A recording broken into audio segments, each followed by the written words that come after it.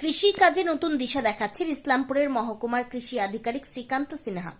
তার আবিষ্কার করা যন্ত্র ভারত সরকার থেকে পেটেন্ট পেয়েছে। আগামীকাল সেই খুশিতে ইসলামপুর মহকুমা কৃষি আধিকারিকের করণে কর্মীরা ফুলের তোড়া দিয়ে স্বাগত জানান মহকুমা কৃষি আধিকারিককে।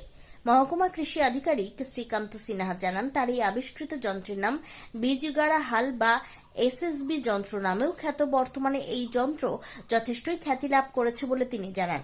তিনি বলেন, ইসলামপুর মহকুমার বিভিন্ন ব্লকের চাষিরা এই যন্ত্রের দ্বারা চাষ করে লাভবান হয়েছেন। এই যন্ত্র কেন্দ্র সরকারের থেকে পেটেন্ট পেয়েছেন বলেও তিনি জানান। তার দাবি, সাধারণ কৃষকদের স্বার্থে এই যন্ত্র বিনামূল্যেও দেওয়া হয়েছিল ব্লকে ব্লকে। তিনি জানান, কৃষকরা ওই যন্ত্রের মাধ্যম দিয়ে চাষ করে অধিক মুনাফা অর্জন করতে পারবেন। শ্রীকান্ত সিনহা আরও জানান, কোনো কর্ষণ ছাড়া বা জমিতে হাল দেওয়া ছাড়াই এই যন্ত্রের মাধ্যমে চাষ করা যাবে। এই যন্ত্র খুবই সহজলভ্য ও অল্প খরচাতেই তৈরি করা হয়। তিনি ভারত সরকার ও পশ্চিমবঙ্গ সরকারের কাছে আবেদন করেন যাতে সরকার এগিয়ে এসে ভারতের প্রত্যেকটি চাষির কাছে এই যন্ত্র পৌঁছে যায়। তিনি বলেন, এই যন্ত্রের মাধ্যম দিয়ে যে কোনো চাষ সুবিধাজনক হবে। আজ তিনি দেখিয়ে দেন কেমন করে কোন পদ্ধতিতে এই মেশিন চালানো। সমস্ত চাষি ভাইদের আগে আমি আনন্দের সংবাদটা জানাই। এই যে বীজগাড়া হাল বা এসএসবি যন্ত্র, যেটা নামে বিখ্যাত, এই যন্ত্রটি আজ গতকাল আমাদের কেন্দ্রীয় সরকার প্যাটেন্ট দপ্তর থেকে এটার একটা অ্যাপ্রুভাল দিয়েছে এবং যে জার্নাল আছে, প্যাটেন্ট ডিপার্টমেন্টের যে জার্নাল, সেই জার্নালে অনেকদিন আগে এটা প্রকাশিত হয়েছিল। তো স্বীকৃতিটা গতকালকে আমি পেয়েছি যে ইনভেন্টর হিসাবে, এবং আমার স্ত্রী পম্পা সরকারের নামে এটা প্যাটেন্ট আমি অ্যাপ্লিকেশন করেছিলাম। তো এই যন্ত্রটার বিশেষত্ব হচ্ছে যে আমাদের মানে এই আইডিয়া থেকে এটা এসেছে যে আমাদের পশ্চিমবঙ্গে বেশিরভাগ চাষি, আমাদের ক্ষুদ্র প্রান্তিক চাষি আছে, তাদের ক্ষেত্রে কি হয়, বড় বড় ট্রাক্টর দিয়ে জিরো প্লেট মেশিন দিয়ে চাষ করা খুব অসম্ভব হয়ে যায়। আর প্রত্যেকেরই জোরটা খুব ছোট ছোট থাকে আর কি, মানে 3 বিঘা 4 বিঘা 5 বিঘা। তো তাদের ভীষণ অসুবিধা হতো সেই পদ্ধতি চাষ করার জন্য জিরো প্লেটে করতে গেলে। তো আমি তখন এই যন্ত্রটার চিন্তা ভাবনা করি, এবং সেই যন্ত্রটা চালানোর ক্ষেত্রে যেটা জিরো প্লেট মেশিন, সেটা কিন্তু আমাদের প্যাডি হারভেস্টিং এর পরে সঙ্গে সঙ্গে কিন্তু চালানো যায়। ওটাকে আমাদের শুকাতে হয়, 20-25 দিন টাইম লাগে।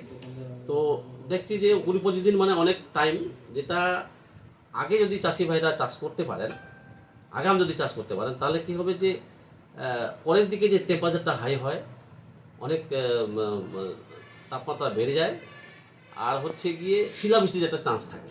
আমি অনেকবারই এটা শিলাবৃষ্টি হয়ে আমাদের কৃষি দপ্তরের পক্ষ থেকে বাংলা শস্য বিমা প্রচুর টাকা এখানে দেওয়া হয়েছে, টাকা মানে বিতরণ হয়েছে বাংলা শস্য বিমা যখন ক্ষতিপূরণ দেওয়া হয়তো। তো ওই যে শিলাবৃষ্টির যে আঘাতটা, সেটাকে তার আগেই আমরা কি করে ভুট্টাটা তুলতে পারি, তাহলে আমাকে আগে লাগাতে হবে। আগে আমি কিন্তু ট্রাক্টর দিয়ে চাষ করতে পারছি না, কারণ ট্রাক্টরের চাকা বসে যাচ্ছে।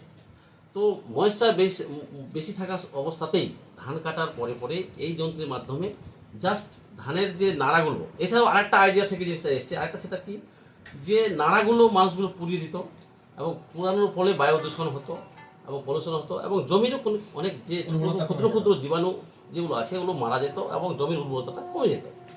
তো এই জিনিসটাও কিন্তু এই যন্ত্রের মাধ্যমে করলে 6 ইঞ্চি থেকে 12 ইঞ্চি পর্যন্ত যদি নাড়াগুলো, ধানের নাড়াগুলো থেকে যায়, এবং তার মাঝখান দিয়ে কিন্তু এই যন্ত্রকে চালিয়ে দিয়ে আমি ভুট্টা বীজ রোপণ করতে পারবো। শুধু ভুট্টা না, এই যন্ত্রের মাধ্যমে বিভিন্ন রকমের ডাল শস্য, তারপর হচ্ছে গিয়ে ফুলকপি, বাঁধাকপি, টমেটো, বরবটি, সোয়াবিন।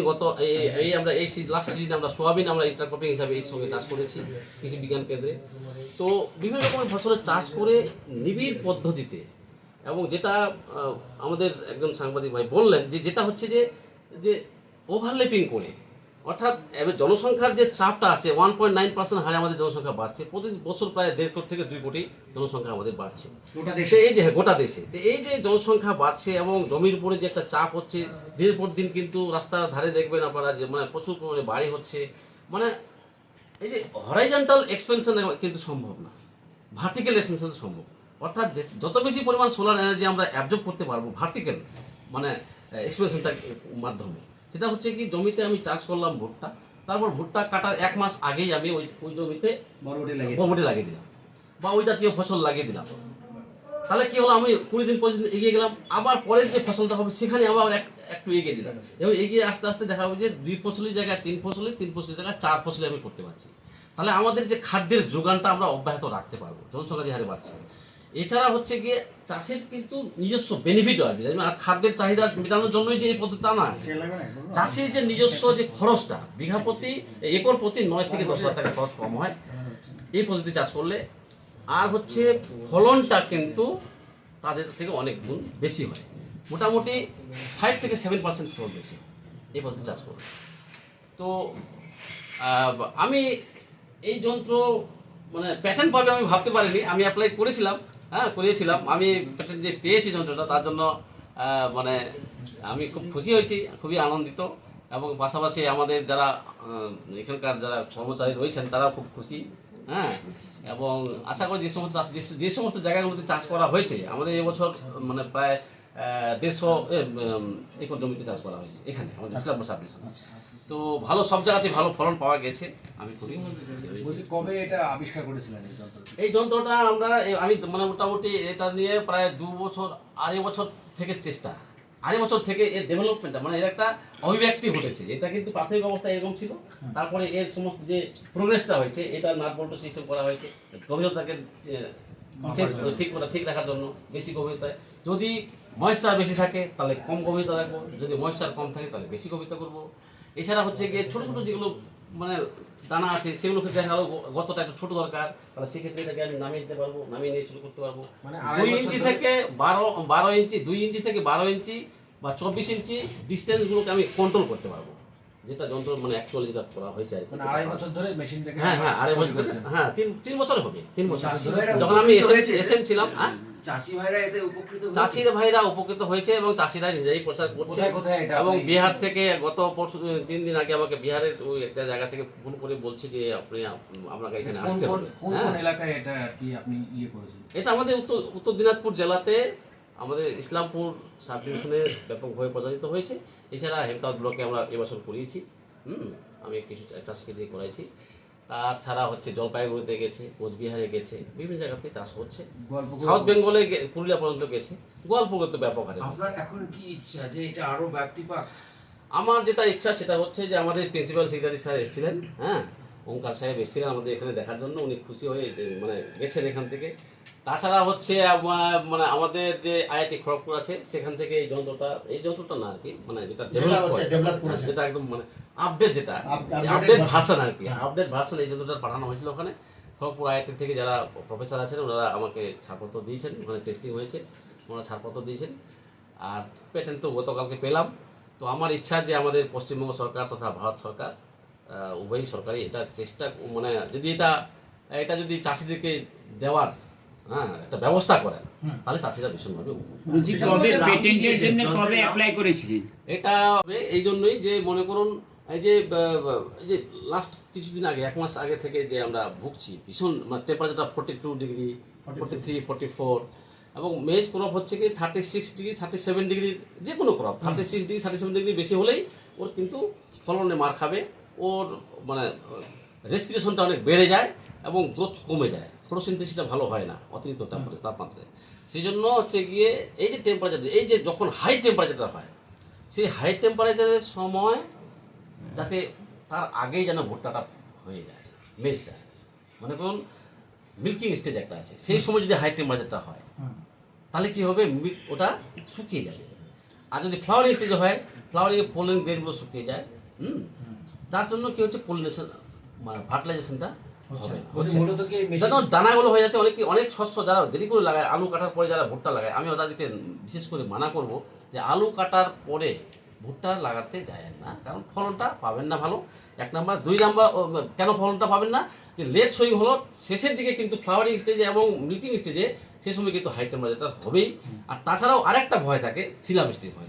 তাহলে আমি রিস্ক নিয়ে চাষ করতে যাবো না, আমি চাষ করবো যাতে আমার কনফার্ম ইলটা আসে। সেটা হচ্ছে কি এই যন্ত্রের মাধ্যমে যদি চাষ করা যায়, আগাম যদি আমি লাগাতে পারি তাহলে আমরা। এর আগে আমরা দেখেছি গোয়ালপুকুর মানে আপনার হচ্ছে গোয়ালপুকুর যে গাছগুলো হয় তাতে হচ্ছে শিলাবৃষ্টি থেকে গাছগুলো অনেক বেশি রক্ষা পাবে, কারণ তার দৃঢ়তা অনেক বেশি হয় এই মেশিনটাতে। একদম শিলাবৃষ্টি ঠিক না, শিলাবৃষ্টি হাই উইন্ড, যদি সাইক্লোন হয় তাহলে কারণটা কি, এর গ্রোথটা কেন বেশি হয় কেন, যেহেতু এর গাছের ধর্মই হচ্ছে যে শক্ত মাটিকে আঁকড়ে ধরতে ওরা ভালোবাসে। আর আমরা ভাবি উল্টোটা, যে মাটিটা নরম হবে, বীজটা ফেলবো, ও মনে হয় তাড়াতাড়ি করে শিকড়গুলো গজাবে। কিন্তু অ্যাকচুয়ালি তা না, অ্যাকচুয়ালি হচ্ছে প্রাকৃতিক নিয়মে গাছের মানে মানে একেবারে মানে খুব যে পাথর মাটি হলে তা না, কিন্তু মাটি কিন্তু মোটামুটি যে কোনো গাছ মাটি কিন্তু শক্তই চায়, কারণ ওকে ধরে আঁকড়ে ধরে ও দাঁড়িয়ে থাকে, অত বড় তার বডি নিয়ে দাঁড়িয়ে থাকে। সেই জন্য কি হচ্ছে, তাদের একটা অভিযোজিত একটা ব্যাপার আছে, যদি ওরকম জায়গা থাকে তাহলে ওদের রুটের যে গ্রোথটা মানে রুট ইন্টেন্সিফিকেশনটা বেশি হয়।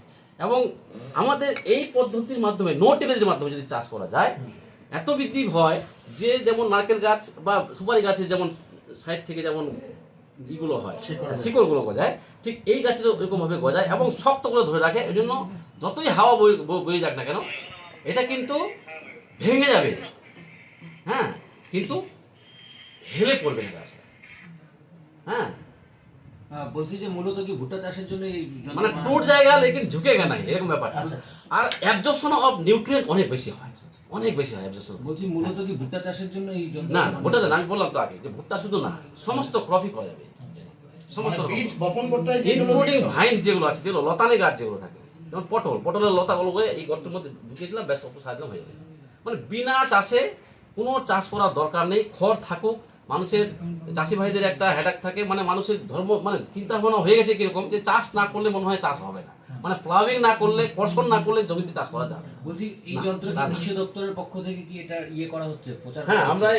আমি উদ্যোগ নিয়ে আমাদের এই সাব ডিভিশনে আত্মা প্রকল্পের মাধ্যমে বিভিন্ন জায়গা থেকে ব্লকের এডি সাহেবরা এটা 20টা গত বছর 20টা করে যন্ত্র দেওয়া হয়েছিল, বলছি যে একে বিনামূল্যে দেওয়া হয়েছে? বিনামূল্যে দেওয়া হয়েছিল এবং চাষও হয়েছিল। তো গত বছর 70 একর হয়েছিল, এবার বলছি আগামী দিনে তো যদি মনে করেন যে এটা যদি ব্যাপক হারে যদি সাকসেস হয় আর কি, সেই সময় কি এটা কি বিনামূল্যে দেওয়া হবে নাকি তার একটা প্রাইস রেট এটা তো এটা হচ্ছে গিয়ে পলিসির ব্যাপার। আপনি বলছেন এই পলিসির ব্যাপারটা, এই পলিসিটা গভর্নমেন্ট ঠিক করবে, এটা আমি তৈরি করতে পারি না। আমি গভর্নমেন্টের কাছে আপিল করবো যে এই যন্ত্র যদি দেওয়া হয়। স্যারও দেখে গেছেন, আমাদের প্রিন্সিপাল সেক্রেটারি যিনি যারা পলিসি মেকার, যারা হেড, তারা সবাই দেখে গেছেন, ডিরেক্টরও এসেছিলেন, হ্যাঁ, সবাই এসেছিলেন, এখানে দেখে গেছেন এর কার্যকারিতা, এর উপকারিতা, এর মানে চাষিদের গ্রহণযোগ্যতা, এটা কিন্তু ওনারা দেখে গেছেন। শেষ প্রশ্ন যেটা বলছি যে স্বীকৃতি পেয়েছে, হচ্ছে পেটেন্ট পাওয়া হয়েছে, কৃষকরা যদি এই মেশিনটা ব্যবহার করতে চায় তারা কি এই মুহূর্তে তারা পাবে মেশিনটা? এবং তার পাশাপাশি আগামী দিনে এগুলো মেশিনগুলো যদি কেউ নিতে চায় পুরো পশ্চিমবঙ্গ সারা দেশে, তারা কিভাবে পাবে? কোনো কোম্পানির সঙ্গে কি অফার এসছে আপনার কাছে? না, এখন পর্যন্ত ওই সমস্ত জায়গাতে দেওয়া হয়নি। হ্যাঁ, এবং যে যন্ত্রটা যখন তৈরি করা হয়েছিল, তাদেরকে দিয়ে আমি এই উদ্ভাবনী জিনিসটাকে আমি তৈরি করেছি, সেই জায়গাতে আমি আপাতত স্থগিত আছি। হ্যাঁ, আমি এই ব্যাপারে আমি এটা কমার্শিয়াল ব্যাপার ছিল, এই ব্যাপারে আমি মন্তব্য করতে চাইছি। আচ্ছা, যেটা জিজ্ঞেস করবো, আপনি বলছিলেন যে জনসংখ্যা বাড়ছে হ্যাঁ। এবং সেই সঙ্গে চাষযোগ্য জমির পরিমাণ বা হ্যাঁ। কাল্টিভেটেড ল্যান্ড, হ্যাঁ। সেটার পরিমাণটা কমছে। কমছে। আপনি যে বিষয়টা বলছিলেন যে ক্রপ রোটেশন, ক্রপ ওভারল্যাপিং, এই বিষয়গুলো আর বেশি পরিমাণে প্রোডাকশন, তার পাশাপাশি এই কথাটা তো ঠিক যে ব্যাপার হচ্ছে জনসংখ্যার সঙ্গে খাদ্য, হ্যাঁ, এর একটা একদম সমানুপাতিক একদম সম্পর্ক আছে। হ্যাঁ। তো সেটাতে কতটা সহায়ক? আর যেহেতু বলছেন কর্ষণ করা হ্যাঁ। বা প্লাউইং রিপ্লাউইং এ একটা বড় ইনভেস্টমেন্ট হয়, কারণ এখন চাষিরা সবাই প্রান্তিক বা ক্ষুদ্র চাষিতে পরিণত হচ্ছে, কারণ জোত জমির পরিমাণ বা চাষযোগ্য জমির পরিমাণ কমে। তো সেক্ষেত্রে আপনার এটা থেকে চাষ করতে হচ্ছে না, চাষের খরচ কতটা হচ্ছে কমে, সাশ্রয় হয় এটাতে? মোটামুটি 9 থেকে 10 হাজার টাকা খরচ কম হয়। আর আমাদের এই যে যদি ঠিকঠাক মতো চাষি ভাই চাষ করে, যদি যেভাবে আমরা বিজ্ঞানসম্মতভাবে বলবো, মানে আমি যেটা বলবো যেভাবে সেভাবে যদি চাষ করে, তাহলে চাষির কমসে কম 60 কুইন্টাল করে হবে কমপক্ষে, ভুট্টার ক্ষেত্রে হ্যাঁ, হচ্ছে। ভুট্টার ক্ষেত্রে। আর হচ্ছে গিয়ে নর্মালি যে চাষিরা চাষ করে ফলনটা পায় 40 কুইন্টালের বেশি পায়, 40-42 কুইন্টাল করে বলছে হিসাবটা। মানে এক্ষেত্রে মোটামুটি 10 কুইন্টাল ফলন বেশি হবে, মানে অবধারিত। সে বিষয়গুলো আপনার গাইডলাইন যদি মেনে চলে এবং এটা যেহেতু প্যাটেন্ট হয়েছে, এবং আমি আশা করবো যে গভর্নমেন্ট অফ ইন্ডিয়া এবং পশ্চিমবঙ্গ সরকার যদি সরকারি চেষ্টা করবে যে এটাকে নিয়ে একটা কোনো পলিসি মেকিং করে নিয়ে এটাকে কিভাবে মানে চাষিদের কাজে লাগানো যায়। বললাম তো, আপনি নিজেও একজন সরকারি আধিকারিক কৃষি দপ্তরে, রাজ্য সরকারের কৃষি বিভাগ আপনাকে কতটা সহযোগিতা করেছে এই বিষয়ে? এই যন্ত্রটা যেটুকু উদ্ভাবন করতে? সহযোগিতা আমি পেয়েছি সেটা হচ্ছে আত্মা প্রকল্প থেকে এডিও সাহেবদের, আমাদের যারা 5 জন এডি আছে, এরা সহযোগিতা করেছে, এরা নিজেরাই মানে ব্যবস্থা নিয়েছে, যেহেতু ওটা লোকাল বডি, ওরা সিদ্ধান্ত নিয়ে এটা ওদের কাছ থেকে যারা তৈরি করেছে, যাদেরকে দিয়ে আমি তৈরি করাইছি, তাদের কাছ থেকে পারচেজ করে নিয়ে এটা দিয়েছে বিনামূল্যে। এখন এ পর্যন্ত এইটুকুই আমি হেল্প পেয়েছি। এছাড়া আমি আমি আশা করছি যে ভবিষ্যতে আমি এটা হেল্প পাবো। হ্যাঁ, আর টেকনোলজিটা যেহেতু আমি এটা একটা বইও লিখেছি আর কি, যে মানে কীভাবে সমস্ত বিষয়টাকে করা যাবে, একটা মোটামুটি 25 পাতার একটা বই লিখেছি, ডিপার্টমেন্টকে আমি জানিয়েছি। তো ডিপার্টমেন্ট থেকে ওনারা বলছেন যে এটা তো এখনো আমরা কিছু এই বিষয়টা নিয়ে আমরা এখনো রিসার্চ জায়গা কোথাও নেই। যদি রিসার্চের জায়গা থাকতো তাহলে তো আজকে আমি প্যাটেন্ট পেতামই না। বলছি যেহেতু রিসার্চের জায়গা নেই কোথাও, তো প্যাটেন্টটা ওই জন্য আমি পেলাম, এবং আশা করি অদূর ভবিষ্যতে আমাদের গভর্নমেন্ট, পশ্চিমবঙ্গ সরকার কৃষি দপ্তর এটাকে সাদরে গ্রহণ করবে, এবং চাষি ভাইদেরকে দিলে এটা চাষিরা খুব ভীষণ। বলছি যে এই মেশিনটা তৈরি করতে মোটামুটি কত টাকা খরচা হচ্ছে এই মুহূর্তে? এটা কমার্শিয়াল ব্যাপার, এই কমার্শিয়াল ব্যাপারে আমি মানে একটা তো তৈরি হচ্ছে মোটামুটি মোটামুটি এটা যেটা মানে তৈরি করতে গেলে এটা আপনার 400-500 টাকা 600 টাকা খরচা হতে পারে, 600 টাকা মতো কম হয়ে যাবে। হয়ে যেতে পারে। আবার যদি আপনি এর থেকে ভালো যেটা আছে, যেটা আপনার যেটা টপ মডেল, মডেল যেটাকে বলা হয় টপ মডেল, আপগ্রেডেড মডেল, সেক্ষেত্রে ওটা কিন্তু প্রায় 2500 টাকা মতো খরচা হবে, 2500-3000 টাকা খরচা হবে। ওটা আমার মানে সেটা দিয়ে যেটা তৈরি করেছিলাম, ওটা তৈরি করতে আমার মোটামুটি যেটা মানে টপ মডেল যেটা, ওটা তৈরি করতে আমার মোটামুটি 2 মাস লেগেছিল। হ্যাঁ, মানে ওটা 2 মাস আমার ওই শিলিগুড়ি মোড়ে আমি একটা জায়গাকে দিয়ে করেছিলাম ওটা। তো ওটা করতে করতে ওরা আবার বিরক্ত হয়েছিল, শেষের দিকে বলছে যে আপনার যন্ত্র আপনি নেন আর আপনি যান, আমাদের টাকাও লাগবে না, খেয়ে লাগবে, বিরক্ত হয়ে গেল। আমি এইভাবে করতে করতে ঠিক আছে। তো যাই হোক, ওনাদেরকে আমি এখনো খবরটা দিইনি, আমি এখান থেকে গিয়ে তাদের আগে বলবো যে ভাই আমার কাজটা খুশির খবর। আমি খুশি খবরটা। আচ্ছা, আপনার অ্যাপ্রিসিয়েশন যেগুলো বা পেটেন্ট কপি যেগুলো, সেগুলো একটু দেখালে সুবিধা হয়। হ্যাঁ হ্যাঁ